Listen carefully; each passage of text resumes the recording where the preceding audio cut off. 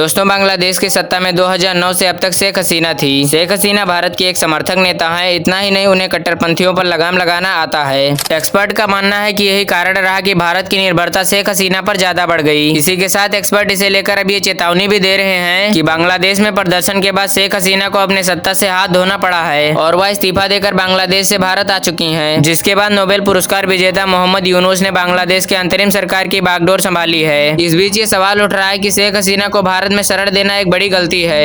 Experts का कहना है कि भारत को बांग्लादेश के साथ संबंधों को रखने के लिए पूरी तरह से शेख हसीना पर निर्भर नहीं होना चाहिए। जिस बांग्लादेश को भारत की मदद से बनाया गया था, उसी से शेख हसीना को भागना पड़ा और बांग्लादेश की सेना अल्पसंख्यक हिंदुओं पर हुए हमले और लूटपाट के प्रति उदासीन बनी हुई है। आखिर भारत की शेख हसीना पर निर्भरता किस तरह से ठीक नहीं रही। उन्होंने कहा कि जब भारत ने 2009 में शेख हसीना का समर्थन किया तो बांग्लादेश की सार्वजनिक भावना, विपक्ष, धार्मिक समूह और सेना सभी उनके खिलाफ हो गए और 2024 के चुनाव विपक्ष ने बहिष्कार कर दिया क्योंकि शेख हसीना भारत का समर्थन कर रही थी। इसी के साथ धर्मनिरपेक्षता और इस्लामिक कट्टरपंथ पर लगाम लगाने में भी कामयाब रही, जो कि भारत के लिए बहुत ही ज्यादा फायदेमंद था। शेख हसीना का साथ देना भारत के लिए है बुरी खबर। एक्सपर्ट्स का कहना है कि इसी कारण भारत ने बांग्लादेश की बदलती राजनीति परिदृश्य पर ध्यान नहीं दिया और खालिदा जिया जैसे विपक्षी नेताओं के साथ जुड़ न सका। लेकिन इसी दौरान हसीना बांग्लादेश में बाहरी ताकतों के साथ अपनी दोस्ती मजबूत करती रही। हसीना के कार्यकाल में बांग्लादेश ने चीन, अमेरिका, यूरोपीय संघ के साथ अपने संबंध मजबूत किए। इससे बांग्लादेश की एक ही देश पर निर्भरता कम हो गई। अब शेख हसीना के बाहर होने से ये रिश्ते और भी ज्यादा मजबूत होंगे, जो संभवतः भारत के पक्ष में नहीं होंगे। उनके सत्ता से जाने के बाद आईएसआई से गहरे संबंध रखने वाले प्रतिबंधित संगठन फिर से आजादी का स्वाद ले रहे हैं। वहीं पाकिस्तानी भी बांग्लादेश की स्थिति को देखकर बहुत ही खुश हैं। पाकिस्तान की ही तरह यहाँ भी हिंदू अल्पसंख्यक सुरक्षित नहीं है। तो अब बात ये उठती है कि आखिर क्या करे भारत। दोस्तों, एक्सपर्ट्स का कहना है कि शेख हसीना का सत्ता से जाना दक्षिण एशिया की जियोपॉलिटिक्स में एक महत्वपूर्ण मोड़ है। भारत के लिए चेतावनी है कि उसे व्यवहारिक और शक्ति केंद्रित दृष्टिकोण पर ध्यान देना चाहिए ताकि उसका प्रभाव बाहरी देशों पर बना रहे। भारत को व्यक्ति की जगह अपने राष्ट्रीय हितों को देखते हुए अब संबंध बनाने चाहिए। इससे चीन के प्रभाव को कम करने में मदद मिलेगी क्योंकि बांग्लादेश चीन के साथ बेल्ट एंड रोड इनिशिएटिव में है। साथ ही साथ चीन बांग्लादेश का सबसे बड़ा डिफेंस सप्लायर भी बना हुआ है। इसीलिए एक्सपर्ट्स का ये कहना है कि भारत को बांग्लादेश के साथ संबंधों को रखने के लिए पूरी तरह से शेख हसीना पर निर्भर नहीं होना चाहिए। तो मित्रों, आशा करता हूँ कि आप सभी को हमारी यह जानकारी अच्छी लगी होगी। ऐसी वीडियोस देखने के लिए हमारे चैनल को सब्सक्राइब जरूर से करें और कमेंट में एक बार लिख दीजिए जय हिंद।